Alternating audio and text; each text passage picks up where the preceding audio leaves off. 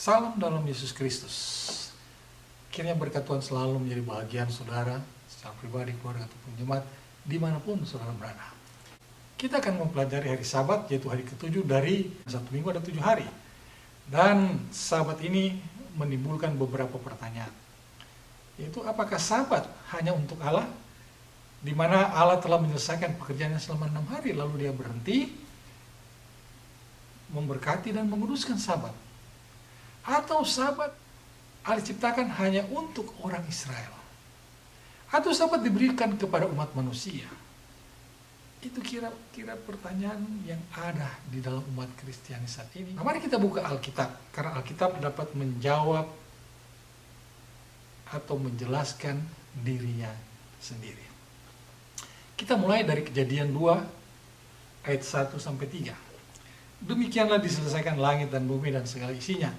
Ketika Allah pada hari ke-7 telah menyelesaikan pekerjaan yang dibuatnya itu, berhentilah ia pada hari ke-7 dari segala pekerjaan yang telah dibuatnya itu. Lalu Allah memberkati hari ke-7 itu dan menguduskannya.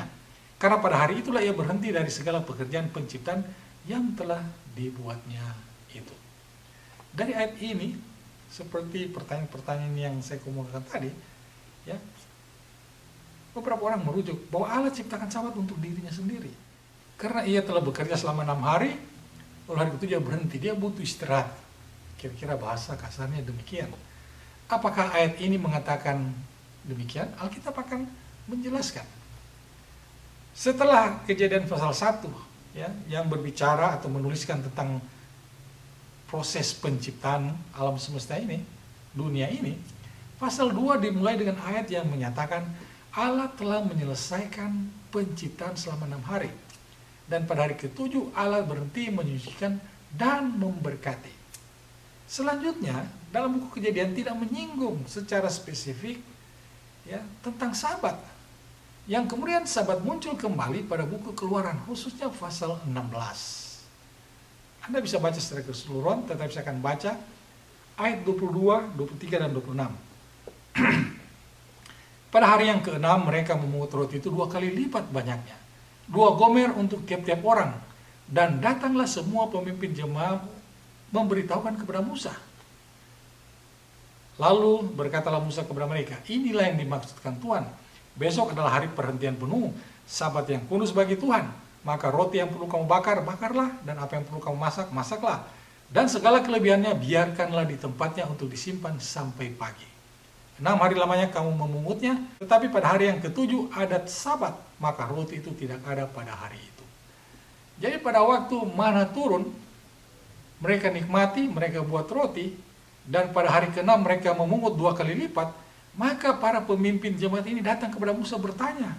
Lalu Musa menjelaskan bahwa hari Sabat mana tidak turun.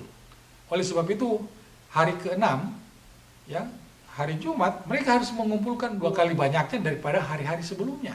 Karena hari ke-7, hari Sabat, hari Sabtu, roti tidak turun pada hari itu. Mana tidak turun pada hari itu. Lalu mengertilah orang Israel pada saat itu. Setelah mereka keluar dari perbudakan di Mesir sebelum sampai di kaki Gunung Sinai, mereka atau orang-orang Israel itu mulai menguruskan Sabat dengan tanda bahwa mana tidak turun pada hari ke-7. Karena itu hari Sabat Tuhan, hari yang kudus, hari yang diberkati.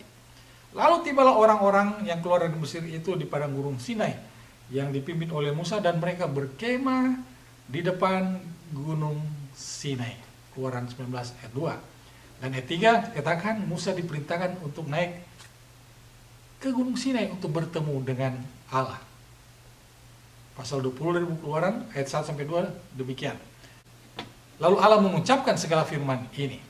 Akulah Tuhan Allahmu yang membawa engkau keluar dari tanah Mesir, dari tempat perbudakan.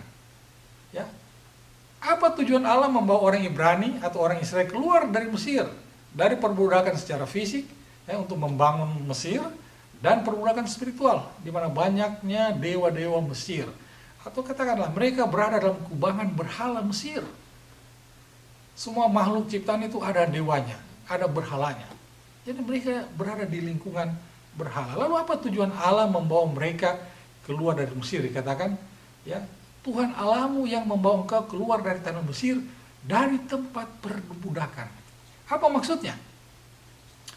Mungkin ada yang katakan, untuk menggenapi janji Allah kepada leluhur mereka, yaitu Abraham, bahwa mereka akan menempati tanah perjanjian. Jawaban itu benar, tetapi ada jawaban yang menarik, yang lain. Ya. Kita baca Keluaran 7 ayat 16. Katakanlah kepadanya, Tuhan Allah orang Ibrani telah mengutus aku kepadamu untuk mengatakan. Jadi Musa diperintahkan Tuhan untuk mengatakan kepada Firaun, biarkanlah umatku pergi supaya mereka beribadah kepadaku di padang gurun. Meskipun begitu sampai sekarang engkau tidak mau mendengarkan.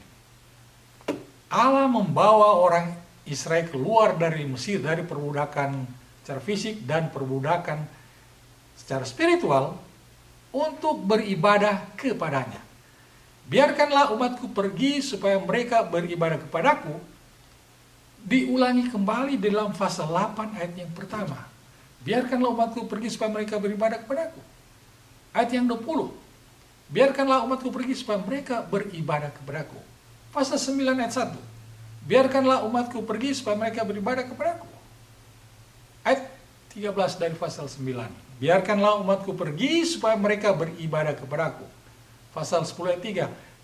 Biarkanlah umatku pergi supaya mereka beribadah kepadaku. Berulang-ulang disampaikan kepada Firaun. Pasal 12 ayat 31 mengatakan, lalu pada malam itu dipanggilnya Musa dan Harun, katanya, bangunlah, keluarlah dari tengah-tengah bangsaku, baik kamu maupun orang Israel, pergilah beribadah kepada Tuhan seperti katamu. Biarkanlah umatku pergi supaya mereka beribadah kepadaku. Kalimat ini diulang-ulangi sampai 6 kali. Dan yang ketujuh kali, kalimat tersebut keluar dari mulut Firaun yang melepaskan orang Israel pergi untuk beribadah kepada Allah mereka. Dengan tujuan akhir tentu tanah perjanjian. Jadi pengulangan kalimat tersebut menandakan itu penting. Ya, penting dan tegas. Ya. Jadi pengulangan kalimat itu penting dan penegasan bahwa orang Israel itu akan beribadah kepada Allah mereka, Allah yang hidup, yang begitu kuasa, yang telah mempertunjukkan kuat kuasanya kepada Firaun. Itulah Allah orang Israel.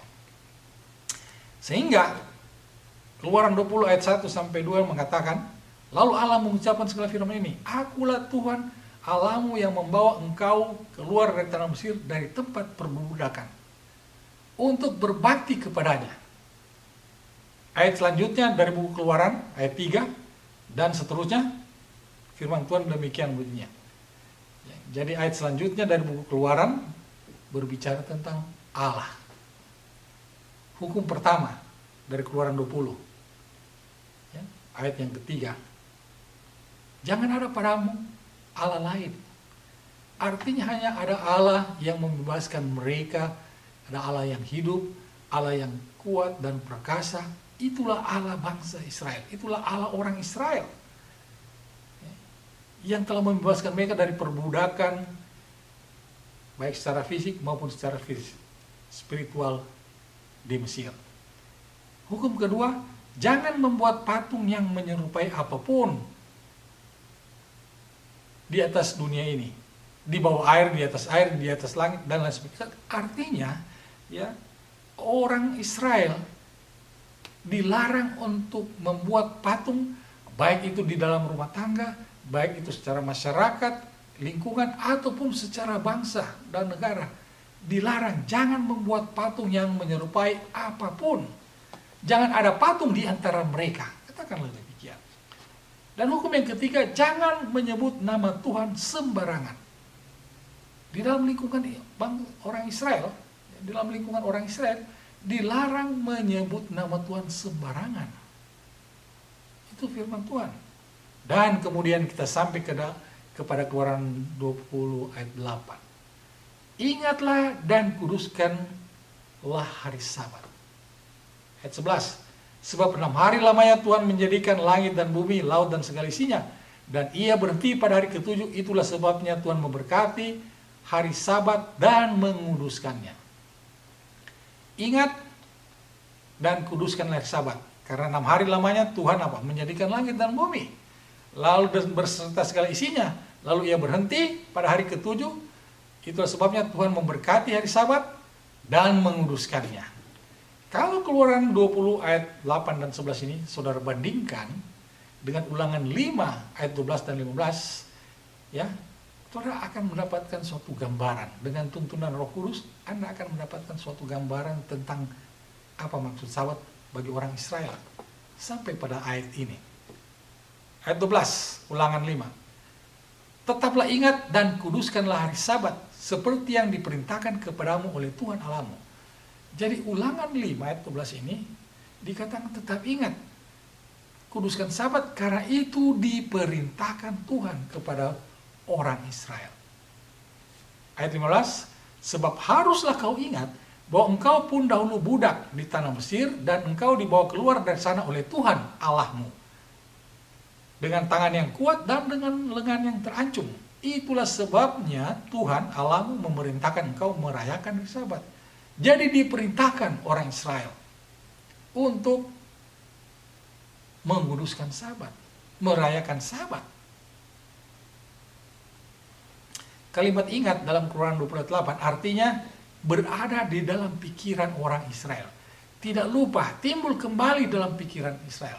Sedangkan Ulangan 5 ayatnya yang ke-12, kalimat tetaplah ingat artinya selalu ingat. Setelah mereka mengalami pengalaman sebelum mereka tiba di kaki Gunung Sinai, ya, mana tidak turun pada hari Sabat, itu timbul di dalam pikiran mereka. Setelah melewati peristiwa mana di padang gurun itu, mereka sampai di kaki Gunung Sinai dan menerima 10 hukum Allah. Tetaplah ingat, artinya itu mereka harus lakukan setiap minggu, setiap Sabat, ya, kekal selama-lamanya. Artinya Sabat itu selama-lamanya. Ayat 12 dan 15. Nah, sampai pada ayat ini kita masih berpikir bahwa ini Sabat masih diberikan kepada orang Israel. Karena ayat ini menjelaskan demikian. Mari kita lihat, Yehezkiel 20 ayat 12 sampai dan 20. Hari-hari Sabatku juga kuberikan kepada mereka menjadi peringatan di antara aku dan mereka. Hari Sabat Tuhan berikan kepada mereka itu menjadi peringatan antara Allah yang membebaskan mereka dan mereka sebagai orang Israel. Supaya mereka mengetahui bahwa akulah Tuhan yang menguruskan mereka. Jadi Allah berikan hari Sabat itu supaya mereka tahu bahwa mereka itu dikuduskan oleh Allah. Pelajaran yang sangat penting. Orang Israel menyucikan Sabat dan dalam penyucian Sabat itu mereka dikuduskan oleh Allah. Ayat 20. Kuduskanlah hari-hari Sabatku sehingga itu menjadi peringatan di antara aku dan kamu supaya orang mengetahui bahwa akulah Tuhan Allahmu. Kuduskanlah hari-hari Sabatku sehingga itu menjadi peringatan di antara aku dan kamu supaya orang mengetahui bahwa akulah Tuhan Allahmu. Jadi Yehezkiel 20 ayat 12 dan 20 ini menjelaskan, ya, hari Sabat itu Allah jadikan dan orang Israel diperintahkan untuk menguduskannya. Karena orang Israel diperintahkan untuk menguduskan, maka hari Sabat itu Allah kuduskan untuk mereka dan mereka masuk di dalam proses pengudusan pada hari Sabat. Dan kedua ayat 20 mengatakan, kenapa orang Israel menjadi suatu peringatan antara Israel dan Allah hari Sabat itu? Supaya orang di luar sana, yang bukan orang Israel, penyembah berhala, bisa mengetahui Allahnya orang Israel adalah Allah yang apa? Yang begitu perkasa, begitu kuat, begitu berkuasa, yang membebaskan mereka dari perbudakan secara fisik dan spiritual di Mesir. Jadi kita lihat di sini bahwa Sabat diberikan kepada orang Israel agar orang Israel bisa dikuduskan oleh Allah pada hari Sabat. Kedua, dengan Sabat, ya, orang lain bisa mengetahui Allahnya orang Israel yang telah membebaskan orang Israel dari perbudakan di Mesir. Jadi ayat-ayat tadi berbicara tentang Israel jasmani. Bagaimana dengan orang-orang yang bukan dari keturunan Yakub, yang bukan dari keturunan 12 anak Yakub? Alkitab akan menjelaskan, ya, bagaimana, apakah mereka juga menguduskan Sabat, apakah Sabat itu diberikan juga kepada mereka. Kita lihat Kita mulai dari ayat yang memberikan petunjuk kepada saudara dan saya, yaitu Yesaya 66 ayat 23. Bulan berganti bulan dan sabat berganti sabat, maka seluruh umat manusia akan datang untuk sujud menyembah di hadapanku, firman Tuhan. Sabat berganti sabat, seluruh umat manusia akan datang sujud menyembah kepada Tuhan. Sabat berganti sabat, seluruh manusia, artinya bukan hanya orang Israel dari keturunan Yakub yang datang untuk menyembah kepada Allah. Sebagaimana yang dikatakan Musa kepada Firaun, biarkanlah umatku pergi supaya mereka beribadah menyembah kepada Allah mereka, Allah orang Ibrani, Allah orang Israel. Dan Yesaya memberikan petunjuk bahwa seluruh umat manusia akan datang sujud menyembah kepada apa? Kepada Tuhan. Menyembah di hadapan hadiratnya. Itulah firman Tuhan. Artinya sekali lagi bahwa sabat berganti sabat, setiap sabat seluruh umat manusia itu akan datang sujud menyembah kepada Tuhan. Perjanjian Lama. Sakaria 2:11. Dan banyak bangsa akan menggabungkan diri kepada Tuhan pada waktu itu dan akan menjadi umatku, dan aku akan diam di tengah-tengah mereka. Maka engkau akan mengetahui bahwa Tuhan semesta alam yang mengutus aku kepadamu. Sakaria mengatakan, banyak bangsa akan menggabungkan diri ya untuk menjadi umat Tuhan. Jadi Sakaria dan Yesaya itu memberikan gambaran kepada saudara saya bahwa sabat itu bukan hanya diberikan kepada orang Israel keturunan Yakub, 12 keturunan Yakub. Mari kita buktikan lagi. Ya, di dalam Keluaran 12 ayat 49. Satu hukum saja akan berlaku untuk orang asli dan untuk orang asing yang menetap di tengah-tengahmu. Satu hukum. 10 hukum. Ya, hukum pertama dan hukum keempat tentang menyembah kepada Allah. Ya, jangan ada padamu Allah lain, jangan membuat patung ya, menyerupai apapun, dan jangan menyebut nama Tuhan dengan sembarangan. Ingat dan kuduskan sabat. Satu hukum ini berlaku bagi semua orang, baik orang Israel keturunan Yakub, 12 anak Yakub, maupun orang asing yang menetap di tengah-tengah orang Israel. Keluaran 12 ayat 49. Kita lanjut. Imamat 24 ayat 22. Satu hukum berlaku bagi kamu, baik bagi orang asing maupun bagi orang asli Israel, sebab akulah Tuhan Allahmu. Tetap sama. Sejak perjanjian lama, satu hukum berlaku bagi orang Israel dan bagi orang asing yang mau menjadi bagian daripada umat Tuhan. Katakanlah demikian. Bilangan 15 ayat 16-29. Satu hukum dan satu peraturan berlaku bagi kamu dan bagi orang asing yang tinggal padamu. Satu hukum. Allah tidak membeda-bedakan. Oh, ini keturunan Yakub dari 12 anaknya. Ini peraturannya khusus. Ini orang yang menggabungkan dengan mereka, ini peraturan. Tidak. Satu hukum berlaku. Jangan ada padamu Allah lain. Jangan membuat patung menyerupai apapun. Jangan menyebut nama Tuhan dengan sembarangan. Ingat dan kuduskanlah sabat. Firman Tuhan katakan, Alkitab sudah menjelaskan. Ayat 29 dari Bilangan 15. Baik bagi orang Israel asli maupun bagi orang asing yang tinggal di tengah-tengah kamu, satu hukum saya berlaku bagi mereka, berkenan dengan orang-orang yang berbuat dosa dan dengan tidak sengaja. Jadi hukum penyembahan kepada Allah 1-4 itu berlaku umum bagi semua umat manusia yang mau datang menyembah kepada Allah. Kalau mereka mau datang menjadi bagian daripada umat Allah, orang Israel, apabila mereka berdosa, satu hukum, tidak dibeda-bedakan. Artinya hukum Allah itu diberikan kepada semua umat manusia yang mau menjadi umat Allah. Ada lagi satu, Alkitab menjelaskan ya, bahwa orang Israel itu tidak hanya dari keturunan anak-anak Yakub.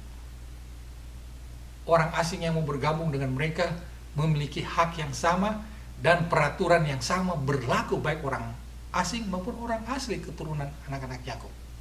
Yeskel 47 ayat 22-23. Dan kamu harus membagi-baginya menjadi milik pusaka di antara kamu dan di antara orang-orang asing yang tinggal di antara kamu, yang melahirkan anak di tengah-tengah kamu, di tengah-tengahmu, dan mereka harus kamu anggap sama seperti orang Israel asli. Bersama-sama kamu mereka harus mendapat bagian milik pusaka di tengah-tengah suku Israel. Jikalau Jadi kalau di tengah-tengah sesuatu suku ada tinggal orang asing, disitulah kamu berikan milik pusanganya. Demikianlah firman Tuhan Allah. Jadi tanah perjanjian itu bukan hanya hak dari 12 keturunan Yakub. Hukum yang Tuhan berikan bukan hanya untuk 12 keturunan Yakub, tetapi setiap orang yang mau bergabung menjadi umat Allah, setiap orang yang mau menetap di tanah perjanjian, satu hukum berlaku dan haknya sama dengan orang Israel yang dari keturunan Yakub. Firman Tuhan katakan, bagaimana saudara dan saya yang hidup di perjanjian baru pada saat ini? Apa Alkitab katakan? Roma 9 ayat 6. Akan tetapi firman Allah tidak mungkin gagal, sebab tidak semua orang yang berasal dari Israel adalah orang Israel. Yaitu kita yang telah dipanggilnya bukan hanya dari antara orang Yahudi, tetapi juga dari antara bangsa-bangsa lain. Apa maksud ayat ini? Roma 9 ayat 6 dan ayat 24. Tidak semua orang Israel berasal dari Israel. Dan yang dipanggil bukan hanya dari antara orang Yahudi, tetapi juga dari bangsa lain. Jadi kita lihat, Israel, Yahudi, bangsa lain. Ayat ini Rasul Paulus kemukakan untuk mengingatkan Israel ini memiliki arti spiritual, bukan Israel jasmani, ya, bukan Israel jasmani, ya. Secara jasmani orang Israel dikatakan pada saat itu adalah orang Ibrani, orang Yahudi, keturunan Yehuda. Katakanlah demikian, ya. Jadi Israel ini dikatakan tidak semua orang dari Israel itu adalah orang Israel. Dan tidak semua yang dipanggilnya bukan dari antara orang Yahudi, tetapi juga dari bangsa-bangsa lain. Jadi ayat ini menjelaskan Israel ini memiliki makna spiritual. Kita lanjut. Tidak semua orang Israel berasal dari orang Israel. Ya. Efesus 2 ayat 12. Bahwa pada waktu itu kamu tanpa Kristus tidak termasuk kewargaan Israel, dan tidak mendapat bagian dalam ketentuan-ketentuan yang dijanjikan tanpa pengharapan dan tanpa Allah di dunia ini. Tanpa Kristus, ya, orang tidak dapat menjadi kewargaan Israel. Sekali lagi, Israel ini memiliki makna spiritual, bukan Israel jasmani yang seperti banyak pemikiran orang di luar sana. Ya. Kewargaan Israel tanpa Kristus, ya, kita tidak bisa mendapatkan bagian dari perjanjian yang diberikan. Tanpa pengharapan dan tanpa Allah di dunia ini. Ayat 13. Tetapi sekarang di dalam Kristus Yesus, kamu yang dulu jauh sudah menjadi dekat oleh darah Kristus. Oleh kematian Kristus di kayu salib, oleh darah Kristus yang tercurah di kayu salib, maka kita menjadi dekat. Ayat 19 dari Efesus pasal 2. Demikianlah kamu bukan lagi orang asing dan pendatang, melainkan kawan sewarga dari orang-orang kudus dan anggota-anggota keluarga Allah. Jadi orang asing yang menerima Kristus sebagai juru selamat mereka, ya, mereka itu bukan lagi orang asing, tetapi kawan sewarga, orang Israel spiritual, orang kudus, anggota keluarga Allah. Tanpa Kristus tidak termasuk kewargaan Israel, Israel spiritual. Ya, Roma tadi menjelaskan, Rasul Paulus, tidak semua orang Israel berasal dari Israel. Tidak semua yang terpanggil itu berasal dari Yahudi, tapi dari bangsa-bangsa lain. Tanpa Kristus tidak termasuk kewargaan Israel dan tidak mendapat bagian dalam ketentuan-ketentuan yang dijanjikan, tanpa pengharapan dan tanpa Allah di dunia ini. Jadi kita menjadi kewargaan Israel spiritual oleh karena darah Kristus. Kawan sewarga dari orang-orang kudus, anggota-anggota keluarga Allah. Jadi Israel spiritual, ya, adalah orang-orang kudus, anggota keluarga Allah. Kalau demikian apa artinya Israel? Kita ingat dalam buku Perjanjian Lama. Bagaimana timbul kata Israel? Yaitu pergumulan Yakub di tepi sungai Yabok. Ya. Bagaimana Yakub bergumul, yang kemudian dia menyadari ini bukan orang biasa dia bergumul. Sehingga pada saat itu dikatakan, ya, dia telah menang, baik bergumul dengan Allah maupun bergumul dengan manusia. bergumul dengan kemanusiaannya, dan bergumul dengan keyakinannya kepada Allah. Demikian juga saudara dan saya. Yesus Kristus telah menang dalam pergumulan kemanusiaannya dan keilahiannya di Taman Getsemani. Ya Allah, kalau bisa cawan ini lalulah. Tetapi kehendak-Mu jadilah hanya untuk saudara dan saya sebagai umat Kristen, pengikut Dia, umat pilihan. Yesus Kristus telah membawa kita keluar kepada keselamatan dari perbudakan dosa dan perbudakan duniawi ini yang menuju kepada kebinasaan. Sekali lagi, Yesus Kristus menang dalam pergumulan di Taman Getsemani dengan kemanusiaannya dan keilahiannya. Sehingga Dia berseru, kalau bisa cawan ini lalulah, tetapi kehendak-Mu jadilah. Dan Dia memenangkan pergumulan itu dengan apa? Mati di kayu salib, darahnya tercurah untuk saudara dan saya, supaya saudara dan saya memiliki pengharapan. Dalam buku Efesus dikatakan, oleh darah Kristus kita menjadi kawan sewarga, orang-orang kudus, anggota-anggota keluarga Allah. Oleh karena apa? Yesus telah memenangkan pergumulan di Taman Getsemani, dan Dia menjalani penghukuman di kayu salib oleh karena saudara dan saya. Jadi Israel rohani, saudara dan saya, oleh karena apa? Darah Kristus. Kita dimenangkan oleh darah Kristus. Pergumulan Kristus di Taman Getsemani telah memenangkan saudara dan saya sebagai kawan sewarga Allah, orang-orang kudus, kepunyaan Allah. Itulah Israel, saudara dan saya. Oleh sebab itu dalam Keluaran 20 dikatakan, ingatlah dan kuduskanlah Sabat. Karena orang Israel keluar dari perbudakan baik secara fisik dan spiritual untuk datang menyembah kepada Allah. Dan setelah mereka menyembah kepada Allah pada hari Sabat, itu dilakukan setiap hari. Ingatlah. Dikata, tetaplah ingat, kuduskanlah Sabat dalam Ulangan pasal 5 ayat 12. Karena kenapa? Disuruh tetap ingat dan berbakti pada hari Sabat. Sebab haruslah kau ingat bahwa engkau pun dahulu budak di tanah Mesir, dan engkau dibawa keluar dari sana oleh Tuhan Allahmu dengan tangan yang kuat dan lengan yang terancung. Itulah sebabnya Tuhan Allahmu memerintahkan engkau merayakan hari Sabat. Kita telah dibebaskan dari perbudakan dosa. Telah dibebaskan dari perbudakan duniawi yang membawa kepada kebinasaan oleh darah Yesus Kristus. Dan kita diperintahkan untuk apa? Menguduskan Sabat. Sebagaimana orang Israel ya, menguduskan Sabat menjadi peringatan akan kebebasan mereka dari perbudakan di Mesir, demikian juga saudara dan saya menjadi peringatan akan kebebasan dari perhambaan dosa. Orang Israel pada saat itu menjadi satu apa? Kesaksian bahwa mereka menyembah kepada Allah yang benar, Allah yang hidup, Allah yang berkuasa. Demikian juga saudara dan saya. Kita berbakti pada hari Sabat untuk menyatakan kepada dunia bahwa kita menyembah Allah yang hidup, Allah yang berkuasa, Allah yang telah menyelamatkan kita dari kebinasan kekal oleh dosa. 2 Korintus 5:17. Jadi siapa yang ada di dalam Kristus, ia adalah ciptaan baru, yang lama sudah berlalu, yang sesungguhnya yang baru sudah datang. Jadi oleh darah Kristus kita menerima Kristus, kita adalah ciptaan baru. Efesus 2:10.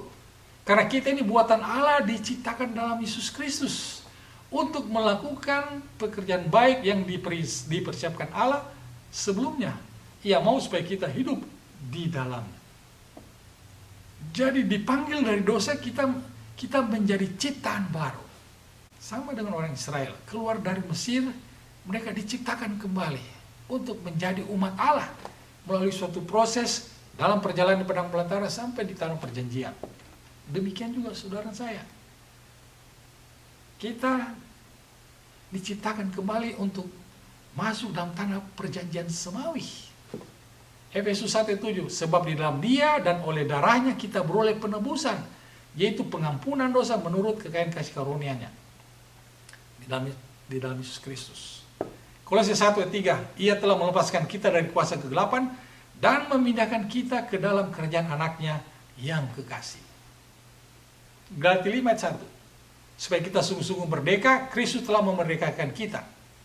Karena itu berdirilah teguh, jangan mau lagi dikenakan kuk perhambaan. Ayat 13 dari Galatia 5. Saudara, memang kamu telah dipanggil untuk merdeka, tetapi janganlah kamu gunakan kemerdekaan itu sebagai kesempatan untuk kehidupan dalam dosa, melainkan layanilah seorang akan yang lain oleh kasih. Merdeka dari pernapan dosa dan dunia. Tetapi kemerdekaan ini jangan kita salah gunakan. Ya. Di dalam Sabat kita diciptakan kembali. Kita dalam Sabat kita lepas dari perbudakan dosa. Kita dikuduskan kembali. Yohanes 8 ayat 36. Jadi apabila anak itu memerdekakan kamu, kamu pun benar-benar merdeka. Jadi Sabat membebaskan kita dari rutinitas keseharian kita selama 6 hari. Bebas dari segala gadget, handphone Anda, media sosial yang banyak menyediakan waktu dibandingkan waktu yang Anda sisihkan untuk mempelajari firman Tuhan atau untuk bertemu dengan Tuhan melalui firman-Nya yang Anda baca. Oleh sebab itu Ibrani 4 ayat 4 mengatakan, sebab tentang hari ketujuh pernah dikatakan dalam satu nas, dan Allah berhenti pada hari ketujuh dari segala pekerjaannya. Ayat 9, jadi masih tersedia suatu hari perhentian, hari ketujuh bagi umat Allah. Jadi bagi umat Allah yang telah ditebus, diciptakan kembali, ya, dilepas dari perhambaan dosa, masih ada satu hari perhentian, hari ketujuh bagi umatnya, yaitu hari Sabat. Dari penjelasan singkat ini, Alkitab telah menjelaskan apa yang bisa Anda rangkumkan mengenai Sabat untuk kehidupan saudara saya. Ada beberapa yang saya bagikan, mungkin saudara di rumah bisa menyimpulkan sendiri dengan tuntunan Roh Kudus. Setelah Israel jasmani bebas, merdeka dari perbudakan jasmani dan rohani secara spiritual, lalu Allah memberikan kepada mereka hari Sabat yang diperintahkannya untuk menguruskannya. Setelah mereka bebas dari Mesir, barulah mereka diperkenalkan dengan Sabat. Jadi saudara pun demikian dengan saya secara Israel spiritual. Setelah kita bebas dari perhambaan dosa, menerima Kristus, oleh darahnya kita mendapatkan pengampunan, diciptakan kembali, ya. Lalu kita diperkenalkan untuk berbakti kepadanya pada hari Sabat. Demikian pula kita setelah kita ditebus, merdeka dari perbudakan dosa dan duniawi dengan menerima Dia sebagai juru selamat, maka kita menyembah, berbakti kepadanya seperti yang Ia perintahkannya kepada bangsa Israel zaman dulu. Demikian juga Israel rohani. Di mana Israel spiritual, Israel rohani, kita akhir zaman ini diperintahkan untuk berbakti pada hari Sabat, hari Sabtu. Masih ada satu hari yang disiapkan buat umat Tuhan di dalam Ibrani 4 ayat 9 ya. Masih ada tersedia satu hari perhentian, itu hari ketujuh bagi umat Allah. Itu perintah bagi umat Allah hari ketujuh. Setelah kita bebas dari perbudakan dosa, perhambaan duniawi, kita masuk pada hari Sabat untuk berbakti kepadanya. Ya, jadi Israel jasmani keluar untuk berbakti kepada Allah mereka. Demikian juga kita keluar dari perbuatan dosa, perbuatan duniawi untuk berbakti kepadanya pada hari Sabat. Karena Allah ciptakan Sabat itu untuk manusia, bukan manusia untuk Sabat. Markus 2:27, Anda bisa baca di rumah. Secara jasmani, mental, otak perlu istirahat atau bebas dari urusan-urusan pekerjaan, media sosial yang kita sering terlibat, yang membebani saudara saya selama 6 hari. Ya, pekerjaan di kantor, usaha Anda, media sosial yang Anda miliki dan lain sebagainya, ya, telah banyak menyita waktu. Kita masuk pada hari Sabat, kita diciptakan kembali secara spiritual. Kesehatan jasmani dan rohani kita itu disegarkan kembali. Dan hari Sabat itu kita dikuduskan oleh Allah dan menjadi suatu peringatan bagi orang lain. Pada Sabat, kita secara spiritual diciptakan kembali. Jasmani atau mental kita disegarkan kembali karena selama 6 hari kita bergelut dengan keduniawian. Baik itu pekerjaan, ekonomi, sosial, budaya, media, dan yang lainnya yang membuat kita sering lalai. Kita berbakti atau menyembah Allah pada hari Sabat, hari Sabtu, agar orang lain mengenal Allah yang kita sembah pada hari Sabat sesuai dengan perintahnya. Dan pada hari Sabat umat Allah dikuduskan, karena hari itu adalah kudus dan diberkati Allah. Dengan kata lain, secara singkat, hari Sabat untuk mengembalikan vitalitas umat-umat Allah yang terkuras selama 6 hari. Sehingga kita bisa disegarkan kembali mental, spiritual, jasmani dan rohani. Dan dengan menguruskan hari Sabat, orang lain dapat mengenal Allah yang kita sembah pada hari Sabat. Yang Musa katakan kepada Firaun, biarkanlah umatku pergi untuk menyembah kepadanya. Yang di dalam Keluaran pasal yang ke-7, ke-8, ke-9, dan ke-10, ya. Biarkanlah umatku pergi supaya mereka beribadah kepadaku. Itulah panggilan Sabat buat saudara dan saya. Kita mau Sabat supaya kita apa? Berbakti kepada Allah. Berbakti kepada Allah, kita menerima Yesus Kristus sebagai juru selamat, kita diciptakan kembali, ya, baik mental, jasmani dan rohani, untuk mempersiapkan satu umat kepunyaan Allah, yaitu umat yang mau menjadi umat Allah, bukan hanya keturunan daripada Yakub, tetapi seluruh umat manusia. Allah ciptakan Sabat untuk manusia.